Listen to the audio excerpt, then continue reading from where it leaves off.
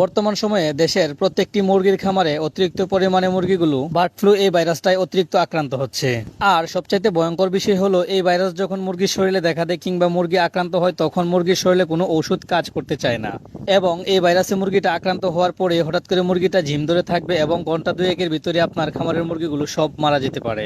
এমনকি আপনার খামারে থাকা সুস্থ মুরগিগুলো হঠাৎ করে এই ভাইরাসে আক্রান্ত হয়ে কোনো কারণ ছাড়াই মারা যেতে পারে। তাই এই বিষয়ে আপনাকে সতর্ক থাকতে হবে। মুরগি রাখার বাসস্থান সবসময় পরিষ্কার পরিচ্ছন্ন রাখতে হবে, জীবাণুমুক্ত রাখতে হবে, ভাইরাস ব্যাকটেরিয়া মুক্ত রাখতে হবে।